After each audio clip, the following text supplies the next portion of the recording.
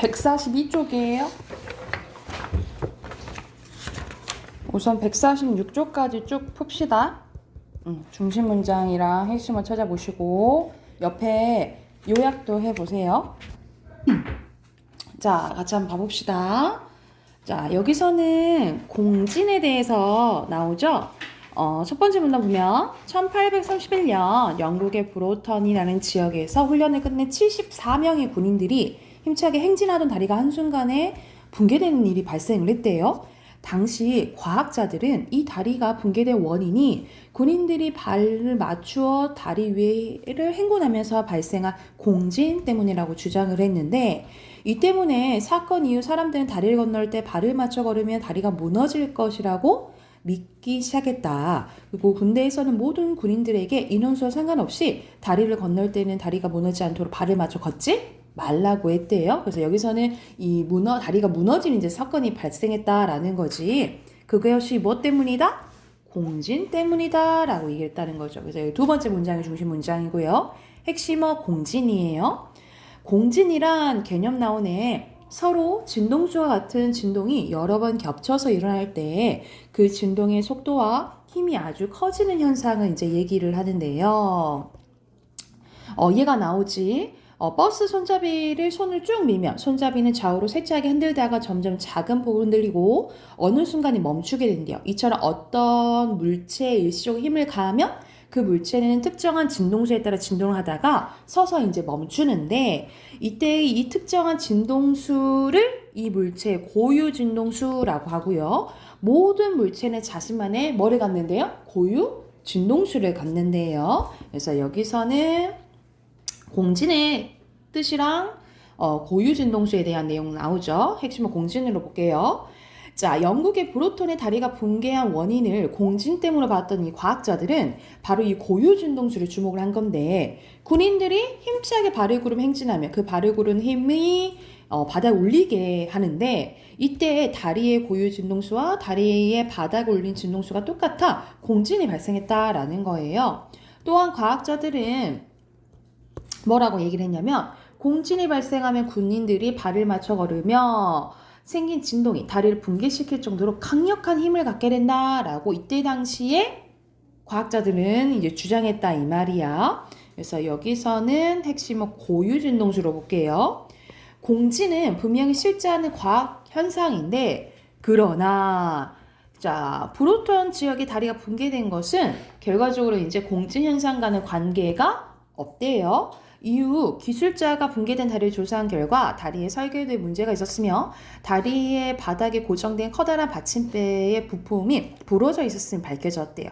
즉, 이 다리는 지어질 때부터 결함이 있어 언젠가는 무너질 수밖에 없었던 것이었다. 하지만 사람들 사이에서 한번 미신처럼 굳어진 믿음이 쉽게 사라지지 않았고, 아직도 많은 수의 군인들이 다리를 건널 때 발맞춰 걷지 않는다라는 이야기네요. 그래서 여기서 핵심어 브로턴 지역의 다리로 볼게요. 그래서 결과적으로는 공진과 관계가 없다라는 내용이죠. 그래서 중심 문단의 마지막 문단 4문단으로 볼게요. 4문단 요약은 브로턴 지역의 다리가 붕괴할 수밖에 없었던 이유에 대해서 설명했다라고 보시면 되고요. 브로턴 지역의 다리가 붕괴할 수밖에 없었던 이유, 이렇게 쓰시면 돼요. 자, 밑에 빈칸 넣을게요. 공진, 그리고 물건마다 다 뭐가 있다 그랬어요? 고유 진동수가 있다라고 했죠. 자, 2번은 주제에 쓰는 거네요. 그쵸? 여기서는 앞에 있는 공진 개념, 그리고 잘못된 믿음에 대해서 나오죠. 그래서 이렇게 요약할게요. 공진의 개념과 공진에 대한 잘못된 믿음입니다.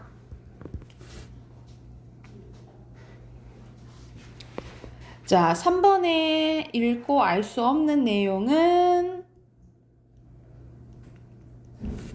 물체 크기는 얘기 안 했죠. 그쵸? 근데 물체마다 고유 진동수가 있다 그랬죠. 그치? 2번이고요.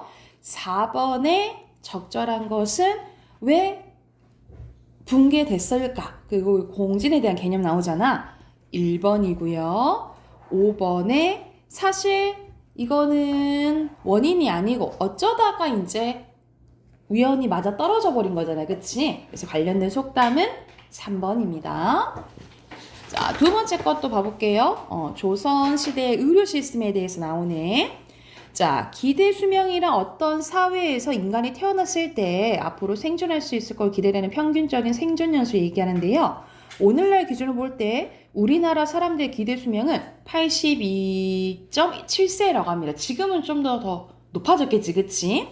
자, 이는 우리나라에 지금 태어난 사람들은 평균적으로 82.7세까지 살 수 있다라는 내용이에요.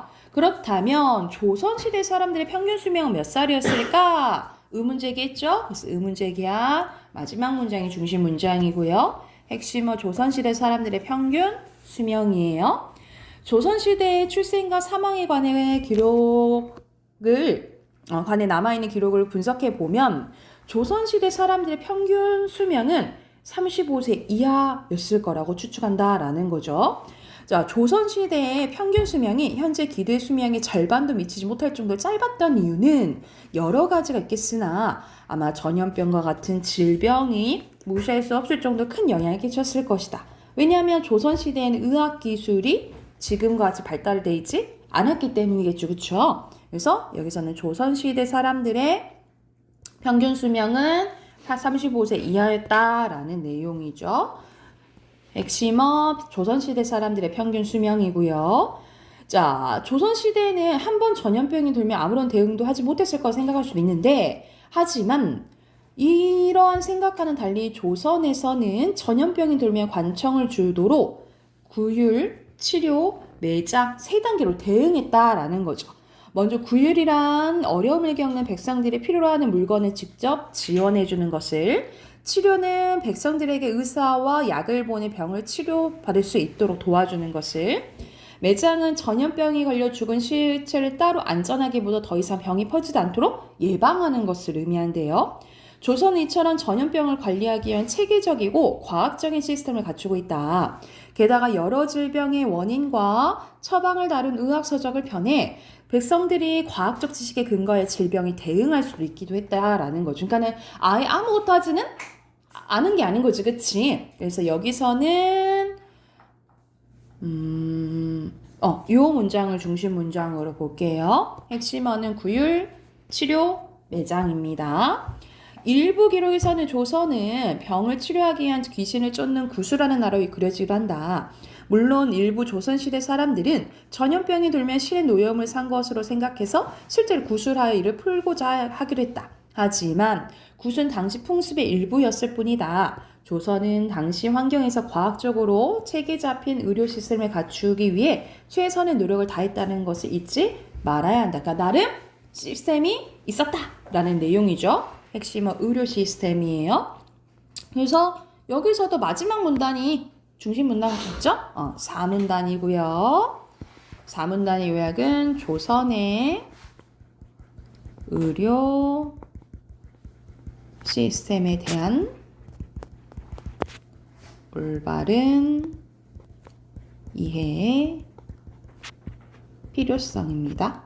조선의 의료 시스템에 대한 올바른 이해의 필요성이에요. 자, 밑에 빈칸 넣으러 가봅시다. 나름 체계를 가지고 있던 조선이고요. 그리고 의료 시스템이에요. 자, 7번에 조선의 체계적인 의료 시스템이 주제고요. 8번에 알맞지 않은 것은 여기서 언뜻 보면은 다 나와 있는 내용 같거든요. 근데 잘 보시면 5번에 곧바로가 아니에요. 책을 펴긴 폈지, 그치? 책을 막 나눠주고 하겠는데 곧바로가 아니야. 5번이고요. 9번에 적절한 것은 5번이죠. 10번에도 5번이네요. 뒤로 넘겨서 어휘 봐볼게. 순서대로 티귿, 기역, 니은, 리을, 미음이고요. 자, 그리고 밑에는 사다리 타야 되네요. 순서대로 3, 1, 2, 4고요. 10번에 1번, 11번에 2번, 12번에 3번이고요. 13번에 1번이에요. 그리고 14번에 추측, 15번에 대응입니다. 됐을까요? 자, 우리 문법 펴볼게요. 아마 지금 이제 교재가 비문학이 얼마 안 남아서 비문학이랑 거의 이제 문법, 이번 달에는 문법 이거 책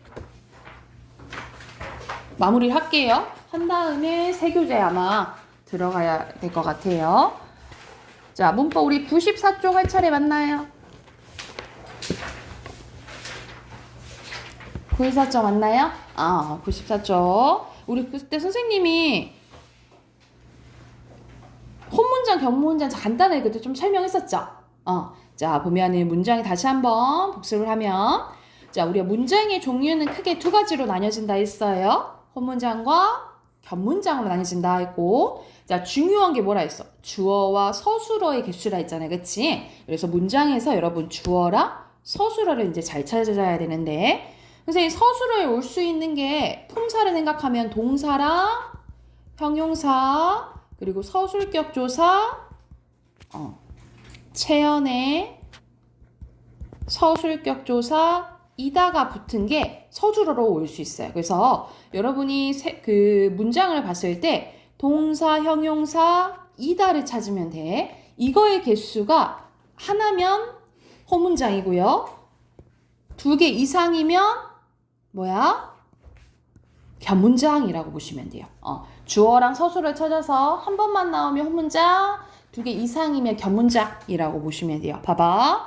여기서는 하늘이 S라고 할게요. 주어. 그리고 서술은 P라고 할게. 하늘이 맑다. 이런 식으로 주어 서술 한다면 혼문장. 은서가 오고 영주가 간다. 이런 식으로 주어랑 서술어가 2개 이상이면 견문장이라고 생각하시면 됩니다. 근데 이 견문장이 또 두 가지로 나뉘어진다 했잖아요. 그치? 이어진 문장과 아는 문장으로 나뉘어지는데, 이어진 문장은 여러분 예시에 이렇게 위에 나온 것처럼 주어 서술어 해서 이렇게 고 같은 게 여러분 연결어미거든요. 이런 연결어미로 두 문장이 합쳐지면 이어진 문장이라고 보시면 돼요. 그래서 말 그대로 주어 서술어 요 순위라 생각하시면 되고, 아는 문장은 다 그런 건 아니지만 관련된 주어랑 관련된 서술어 떨어져 있다 그랬어요. 그리고 또 다른 주어랑 또 다른 서술어가 완전히 끝나지 않고 하나의 문장 성분 역할을 해요. 문장 성분 역할을 해서 이 역할에 따라서 5가지로 나뉘어지는 거예요. 그래서 여기 나와 있죠. 명사절, 관형절, 부사절, 서술절, 인용절, 이렇게 5가지거든요. 그러니까 말 그대로 요게 명사 역할도 하고, 요게 관형어 역할도 하고, 요게 부사어 역할도 하고, 서술어 역할, 인용 역할을 하는 거야. 그래서 이거에 따라서 5가지로 나뉘어지는데, 요거를 안긴 문장이라고 하고요. 근데 말로는 안긴 문장이라 하지만 사실 끝나지 않은 거예요. 근데 여러분, 문장이 되려면 완전히 끝나야 되거든요. 근데 이건 끝나지 않았기 때문에 뭐라 부르냐? 절이라고 부른다라고 보시면 돼요. 그래서 이 절의 역할에 따라서 몇 가지로 나뉘어진다? 5가지로 나뉘어진다라고 생각하시면 되거든요. 네, 우선 우리 이어진 문장 먼저 해볼게요. 자, 왼쪽으로 갑시다. 이어진 문장이에요. 이어진 문장은 2 이상의 혼문장이 뭘 통해서 이어졌다고? 연결어미예요. 연결어미에 의해서 이어진 문장을 말 그대로 이어진 문장이라 하는데, 문장이 이어지는 방법에 따라서 또는 의미 관계예요. 의미 관계에 따라서 대등하게 이어진 문장, 종속적으로 이어진 문장으로 나뉘어집니다. 자, 먼저 대등하게 이어진 문장이에요. 대등하게 이어진 문장은 말 그대로 대등, 같은 등급으로 합쳐진 거라고 생각하면 돼. 그래서 대등하게 이어진 문장은 앞문장이랑 뒷문장을 바꿔봤을 때 의미 변화가 없다라고 보시면 됩니다. 그래서 예를 들어서 저 여자는 이쁘고 저 남자는 못생겼다. 라고 해보자. 근데 선생님 앞뒤 문장 바꿔볼게. 저 남자는 못생겼고 저 여자는 이쁘다. 앞뒤 문장 바꿔봤자 의미 변화가 없죠. 그러면 대등하게 이어진 문장이라 생각하시면 돼요. 근데 이렇게 구별해도 되지만 근데 보통 연결어미로 힌트를 얻으시면 되거든요. 그래서 선생님이 보통 이 연결어미를 외우라고 해요. 자, 연결어미 봐보자. 첫 번째는 나열입니다. 열거됐대요. 연결어미는 뭐뭐하고 뭐뭐하며입니다. 자, 여러분 예시문 봐볼까? 하늘은 높고 바람은 시원하다. 그래서 고가 쓰이면 나열 의미라고 보시면 되고요. 또는 상반될 때는 대조입니다. 뭐뭐하나 뭐뭐하지만이야. 어제는 맑았으나 오늘은 비가 온다. 이런 식으로 됐을 때 그래서 여기서는 대조고요. 자, 선택이에요. 뭐뭐 하거나 뭐뭐 하든지 말든지 해. 이러면 이거 들어봤지, 그치? 이때는 선택이에요. 짜장면을 먹거나 짬뽕을 먹어라. 봐봐, 이런 식으로 주어가 생략될 수 있잖아, 그치? 그러니까 여러분 서술어를 잘 찾으시라고요. 서술어 개수를 잘 봐야 돼. 그래서 대등하게 이어진 문장에는 뭐 있다? 나열, 대조, 선택인데 다시 한번 뭐뭐 하고 뭐뭐 하며 나열이에요. 뭐뭐 하나 뭐뭐 하지만 대조, 뭐뭐 하거나 뭐뭐 하든지 선택입니다. 그래서 이 연결어미로 힌트를 얻으시면 되고요. 특징 밑에 나오지? 앞문장과 뒷문장의 순서를 바꿔도 의미상 차이가 있다고 없다고요? 없고요. 앞문장과 뒷문장의 서술어가 같을 때는 얘는 앞문장의 서술어를 생략할 수 있어요. 그래서 이런 식으로 구별하시면 되고 밑에는 종속적으로 이어진 문장 가볼게요. 종속적으로 이어진 문장은 말 그대로 앞문장이 뒷문장이 약간 꾸며주는 구조라고 생각하시면 되거든요. 그래서 크게 5가지가 있는데 원인, 조건, 의도 또는 목적, 양보, 배경 이렇게 5가지가 있어요. 자, 원인에는 또 연결어미, 종속적 연결어미라 불러요. 뭐뭐 해서, 뭐뭐 하니, 뭐뭐 함으로가 쓰이면 원인이야. 비가 내려서 길이 미끄럽다 이렇게 되면 되겠죠, 그쵸? 조건은 보통 뭐뭐 하면 거든인데 뭐뭐 하면 기억하시면 돼요. 최선을 이건 주어가 아니지, 목적어지. 최선을 다하면 결과가 좋다 이런 식으로 보시면 되고요.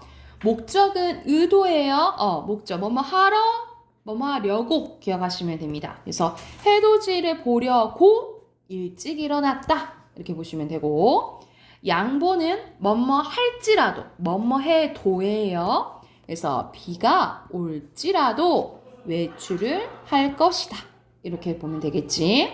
그리고 배경은 는데입니다.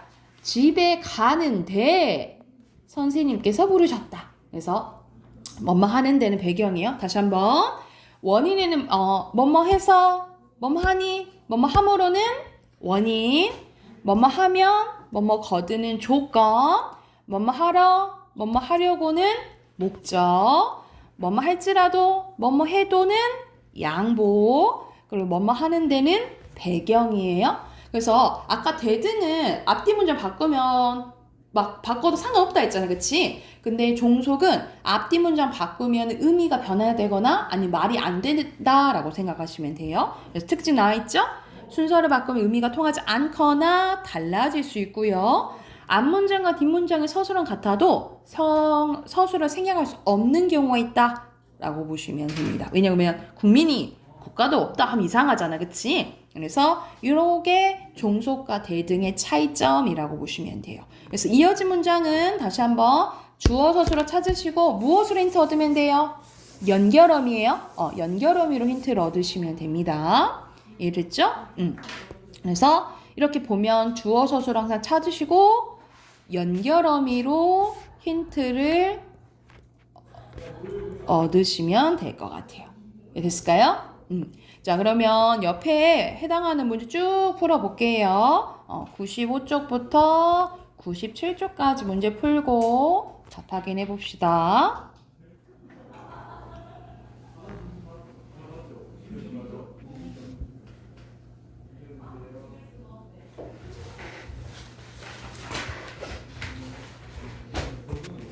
자, 답 확인해 봅시다. 95쪽부터 순서대로 여기서는 동생이 웃었다. 호. 내가 시내어를 보내면 밖으로 나가라. 종속적으로 이어진 문장이죠. 그리고 도연이가 주었다. 호. 형우는 버스를 타고 주인은 기차를 탔다. 대등하게 이어진 문장이죠. 자, 선생님이 대등인지 종속인지 이런 문제 나오면 연결음을 보라고.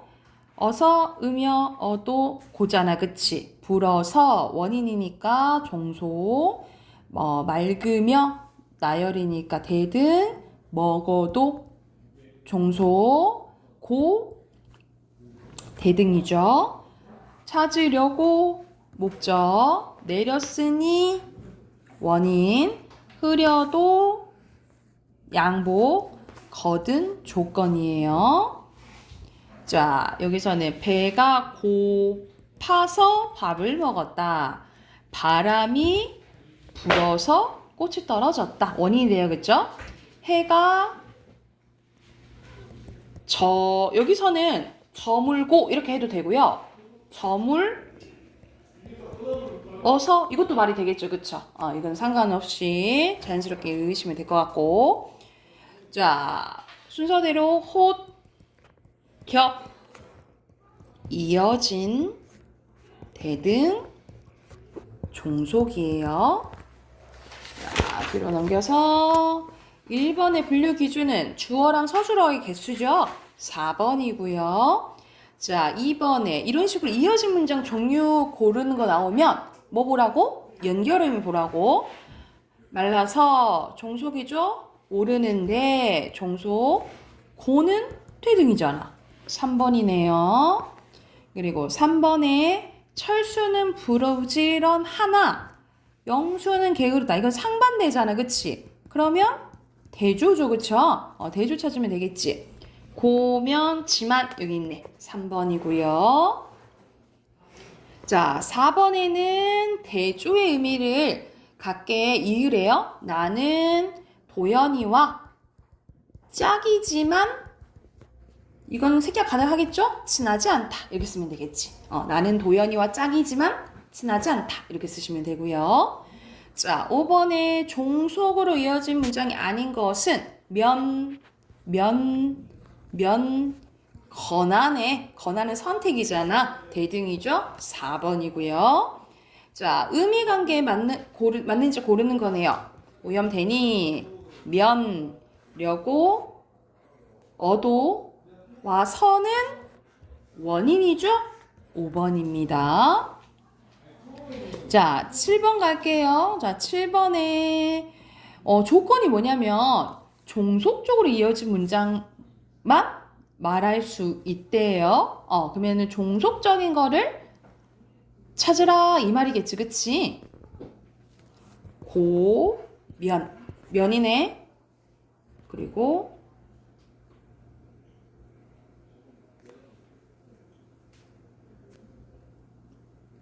이거는 대등이네요, 그쵸? 삐뚤어져도 요거 해당되네, 그치? 여기는 고네요. 그래서 2번이랑 7번만 해당되네요. 2번, 7번만 체크하시면 되고요. 자, 8번입니다. 고지만 이건 대등이고 어서 먹는데 종속이네요. 그쵸? 그래서 여기서는 다 연결음에 의해서 이어진 문장 얘기하는 거죠. 3번입니다. 9번에는 오니, 원인, 려고, 목적, 자도. 여기서는 자도는 대조가 아니라 여기서는 양보예요. 양보로 고치시고. 그리고 10번에 적절하지 않은 거. 여기서는 정하는 재호는 같다. 그는 굶어서 배가 고팠다. 이건 대등이고 이거는 종속이네요. 그쵸? 그래서 여기서 알맞지 않은 것은 2번이겠죠? 니은은 해당되지 않겠지. 자, 뒤로 넘겨서 오늘 아는 문장까지 해볼게요. 자, 아는 문장입니다. 선생님 아까 전에 간단하게 설명했지. 자, 이어진 문장은 주어 서술어. 주어 서술어가 연결음을 통해서 이어진다 했잖아. 저 잘못 눌렀네. 잠시만요.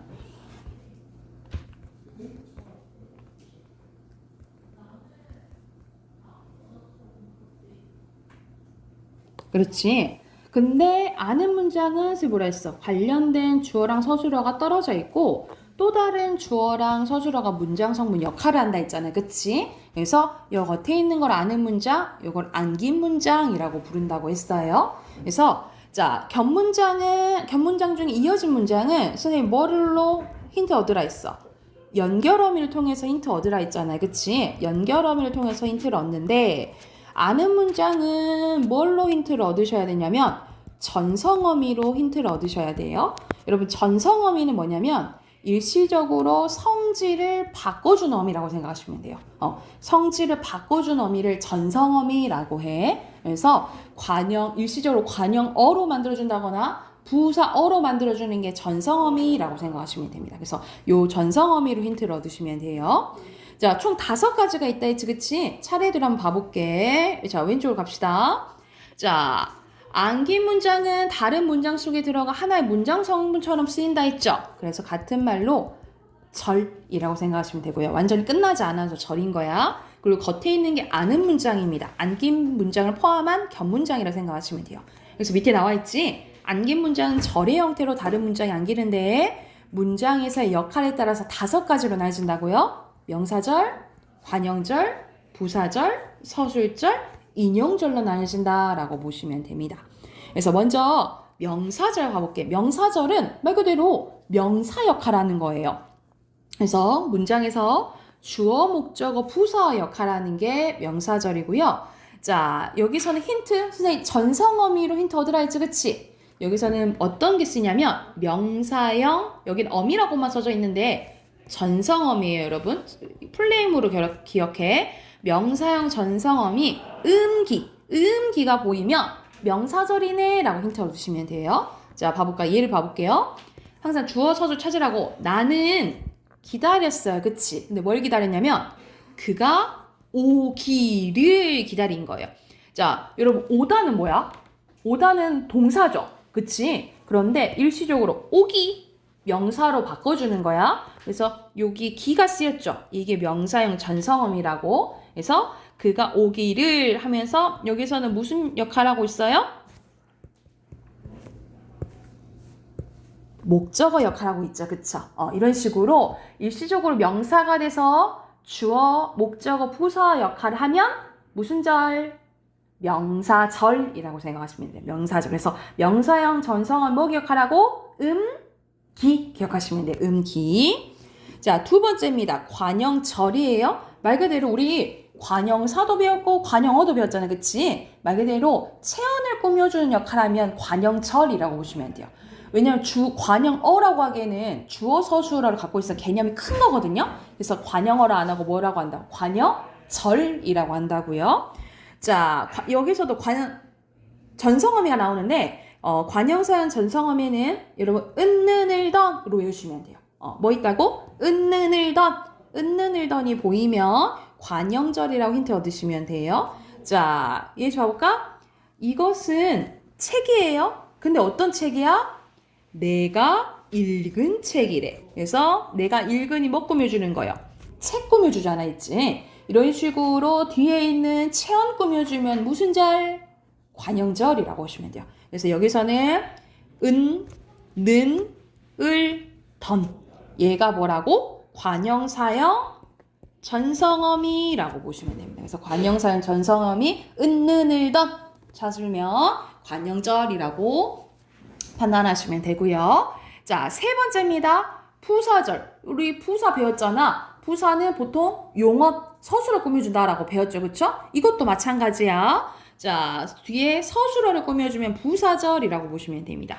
그래서 부사형 전성어미에는 개, 도로, 그리고 부사, 파생, 접사, 이가 있어요. 그래서 뭐라고 외우시면 되냐면 이게 도록 외우시면 돼요. 이게 도록이 쓰이면 무슨 절? 부사절 이렇게 보시면 돼요. 자, 또 예시 좀 봐보자. 고구마가 구워졌어요. 근데 어떻게? 군침이 돌게 구워진 거지, 그치? 그래서 여기서 개가 뭐예요? 부사형 전성어미예요. 이런 식으로 서술어를 꾸며주면 무슨 절? 부사절입니다. 그래서 이게 도록 기억하시면 돼요. 이게 도록. 여러분 개랑 도록은 어미고 여기서 이는 접사거든요. 그래서 이거 구별하시면 돼요. 자, 지금 방금 세 개 한 거야. 명사절, 관형절, 부사절. 여러분 이렇게 세 개는 뭐로 힌트 얻으면 되냐면 방금 우리 다 전성어미 했잖아요. 그치? 명사형 전성어미, 관형사형 전성어미, 부사형 전성어미를 했잖아. 그치? 이렇게 세 개는 전성어미가 있는데 밑에 서술절이랑 인용절은 전성어미가 없어요. 전성어미가 없고 어떻게 이제 판단하냐면 자, 서술절은요. 서술절은 말 그대로 절이 서술의 역할을 하는 거거든요. 그래서 어떻게 힌트를 얻으면 되냐면 주어가 두 개가 나와요. 주어가 두 개가 나오고 서술어가 하나면 뒤에가 서술절이라고 봐요. 자, 예시 한번 봐볼까? 토끼가 귀가 길다. 이런 식으로 주어 서술어가 오면 뒤에가 무슨 절? 서술절이라고 봐요. 그래서 이걸 잘 찾아야 돼. 토끼가 귀가 길다. 이런 식으로 정말 길다. 이렇게 막 부속 성분이 들어갈 수도 있거든요. 그러니까는 주어를 잘 찾아야 돼. 주어 서술하면 뒤에가 무슨 절? 서술절. 이렇게 힌트 얻으시면 되고요. 자, 인용절은 여러분 우리 인용한다는 건 뭐야? 다른 사람의 말을 갖고 오는 거죠. 이거는 찾기가 쉬워요. 큰 따옴표가 있고 라고가 쓰이면 직접 인용절이고요. 큰 따옴표가 없이 고가 쓰이면 간접 인용이에요. 그래서 이때는 인용격 조사가 쓰이거든요. 이건 인용 부사격 조사라고 해요. 인용격 조사 라고랑 고가 보이면 인용절이라고 보시면 됩니다. 이건 조사예요. 어미가 아니로. 조사 라고랑 고가 보이면 무슨 절? 인용절이에요. 그래서 예시 좀 봐보자. 희재가 말했다. 뭐라고? 영화 보러 가자라고. 이건 직접 인용. 희재가 말했다. 나에게 영화 보러 가자. 고. 이 동사 두 개니까 고. 그래서 라고나 고가 쓰이면 뭐라고요? 인용절 이렇게 기억을 해주시면 됩니다. 이해됐을까요? 그래서 자 오늘 외울 게 조금 많지 그치? 다시 한번 전성어미로 힌트 얻으셔야 돼요. 그래서 주어 서술을 잘 찾으시고 전성어미 파악하면서 또 옆에 문제 풀어볼게요. 오늘 101쪽까지 풀고 선생님 오늘 일찍 끝내줄게. 101쪽까지 풀고 답 확인해 봅시다.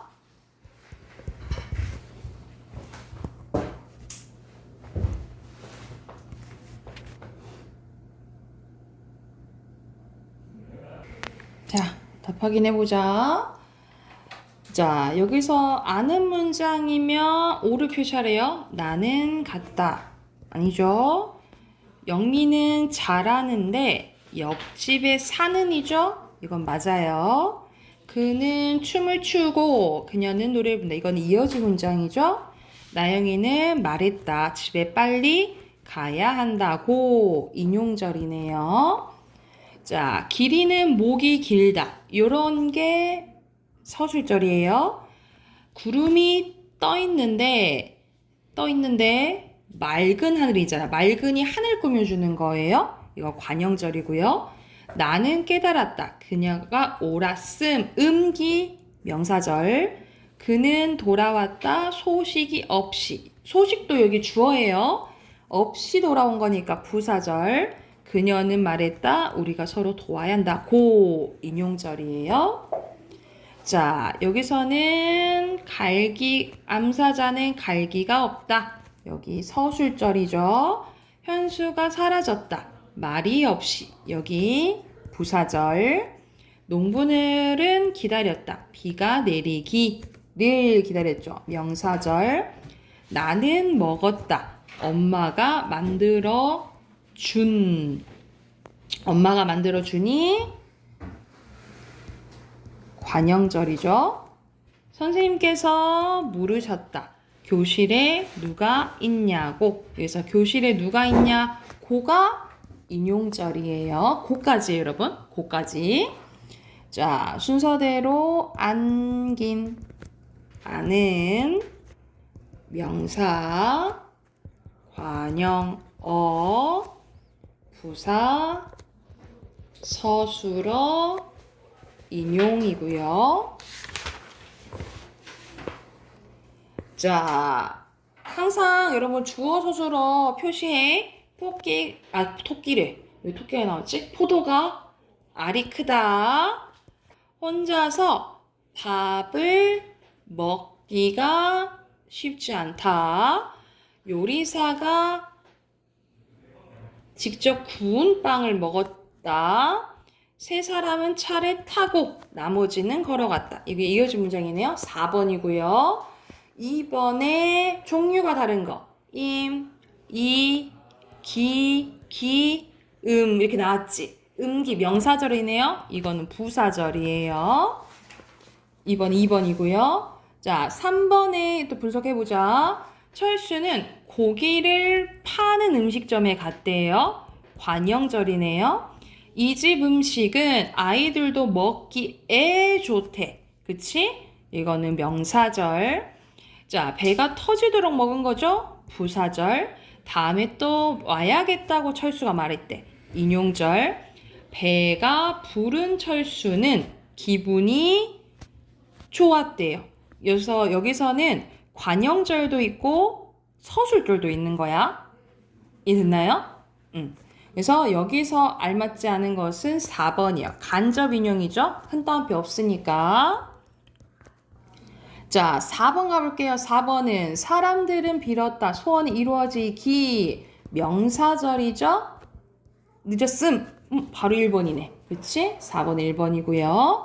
자, 나는 그가 옳았음을 알았대. 그리고 다 명사절이지. 그치? 근데 여러분 어떤 역할하는지도 봐야 돼. 뒤에 조사를 보면 을이니까 목적어 역할하는 거고요. 가 주어 역할, 에 부사 역할하는 거예요. 이해됐나요? 그래서 여기서 알맞지 않은 것은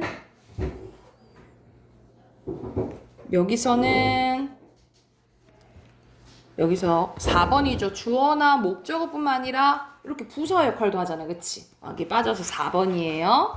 자, 6번에 나는 세아가 부산으로 이사 간 날짜를 기억하지 못한다. 이렇게 쓰면 되겠지. 이사 간 이렇게 쓰시면 되고요. 자, 7번에 그 이야기가 아이들에게 희망을 주었는데 어떤 아이들? 꿈이 없는 아이들.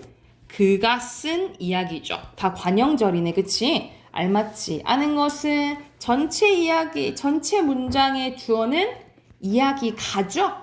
그래서 2번이에요. 자, 8번 갑니다. 잘은 부른다 꾸며주니까 부사 역할 하잖아. 그치? 부사적 아닌 것은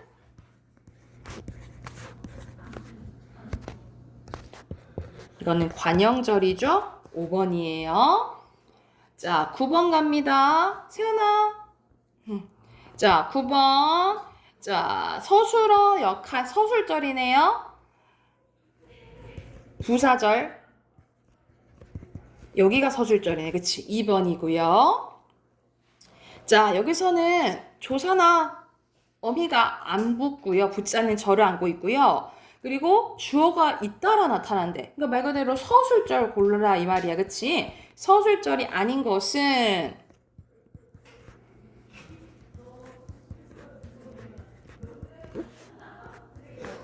(4번이네요) 아니다. 색깔 이쁘다. 맞네. 맞네. 철수가 학급이 되었다. 되다 아니다 앞에 이건 보호잖아. 그치? 5번이네요. 10번에 5번이고요. 자, 11번에 이거는 간접으로 바꾸라네요. 자, 재판장을 나서며 갈릴레이는 이렇게 넣으면 되겠지. 그래도 지구는 돈다고 중얼거렸다. 이렇게 쓰면 되겠죠. 됐나요? 자, 오늘은 여기까지 하고요. 선생님이 뒤에 숙제는 다음 주에 이어서 할게요. 숙제 안 내주고. 우리 보니까 단어가 7강 할 차례거든요. 여러분 7강만 외워오시게요.